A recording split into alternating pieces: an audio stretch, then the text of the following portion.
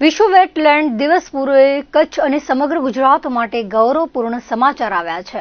કેન્દ્રીય વન અને પર્યાવરણ મંત્રી ભૂપેન્દ્ર યાદવે શનિવારે એક મહત્વપૂર્ણ જાહેરાત કરતા જણાવ્યું છે કે કચ્છ સ્થિત ઝારીડંડ અને ઉત્તર પ્રદેશના ઇટાહમાં આવેલા પટના પક્ષી અભયારણ્યને વિશ્વ પ્રસિદ્ધ રામસર સાઇટની યાદીમાં સ્થાન આપવામાં આવ્યું છે। નખત્રાણા તાલુકામાં આવેલ ઝારીડંડ પક્ષીઓ અને દુર્લભ વન્યજીવોનું સ્વર્ગ છે। અહીં સેંકડો સ્થળાંતરિત અને નિવાસી પક્ષીઓ વસવાટ કરે છે। લુપ્તપ્રાય પ્રજાતિના પક્ષીઓ સહિત હજારો કિલોમીટર દૂરથી આવતા વિદેશી પક્ષીઓ પોતાનું ઘર શોધે છે।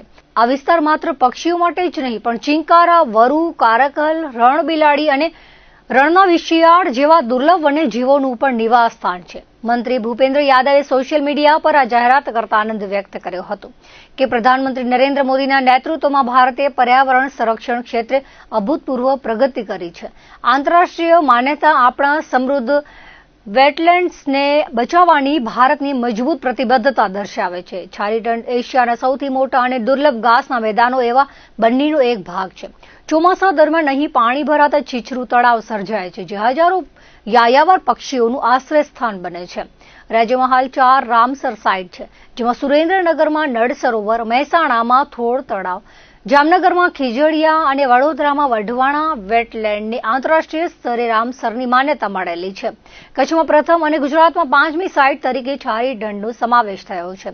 અહીં 1-2 નહીં પણ અલગ અલગ 270 જેટલી પક્ષીઓની પ્રજાતિ નોંધાયેલી છે, તેમજ 40 પ્રકારના ઘાસ આવેલા છે। આ દરજ્જાથી કચ્છને મોટો ફાયદો થશે, જેમાં ખાસ કરીને રામસર સાઇટ જાહેર થવાથી ઝારીડંડ વિશ્વના પર્યાવરણ પ્રેમીઓ અને પક્ષીવિદોના નકશા પર આવશે, જેનાથી કચ્છમાં ઇકો ટુરિઝમ વધશે। આ સાઇટની જાળવણી માટે આંતરરાષ્ટ્રીય ધોરણો મુજબ કેન્દ્ર સરકાર અને સંસ્થાઓ તરફથી વિશેષ ગ્રાન્ટ અને ટેકનિકલ સહાય મળશે। વેટલેન્ડ હોવાને કારણે ભૂગર્ભ જળના સ્તર ઊંચા આવશે અને સ્થાનિક પર્યાવરણીય સંતુલન જળવાશે। પ્રવાસન વધવાથી સ્થાનિક ગાઈડ, હોમસ્ટે અને હસ્તકલા સાથે જોડાયેલા લોકોને રોજગારીની નવી તકો મળશે। કચ્છના જાણીતા જળપ્લાવિત વિસ્તાર ઝારીડંડને આંતરરાષ્ટ્રીય મહત્વની રામસર સાઇટ તરીકે જાહેર કરવામાં આવતા વડાપ્રધાન નરેન્દ્ર મોદીએ હર્ષની લાગણી વ્યક્ત કરી છે।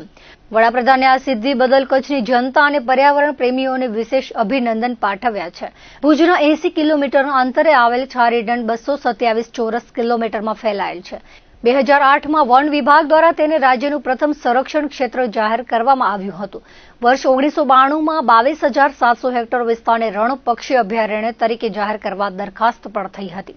ये न सिर्फ पूरे गुजरात के लिए लेकिन पूरे देश के लिए खुशी का समाचार है कि हमारे गुजरात राज्य का कच्छ का जो झारीडंड पक्षी अभयारण्य है उसको रामसर का दर्जा मिल गया है। झारीडंड जो बर्ड सेंचुरी वेटलैंड है उसको रामसर साइट का दर्जा मिलने से उसका कंजर्वेशन को बल मिलेगा। साथ ही साथ ये इको टूरिज्म साइट के लिए भी एक प्रिफर्ड डेस्टिनेशन भी बनेगा। गुजरात के लिए ये गौरव की बात है कि देश के जो जितने भी वेटलैंड है उनमें से 21% वेटलैंड हमारे गुजरात में है और ये हमारा 5वां रामसर साइट है। उसके पहले हमें नल सरोवर, थोल, खिजड़िया अभयारण्य, वढवाड़ा, ये 4 वेटलैंड को रामसर साइट का दर्जा मिल चुका था।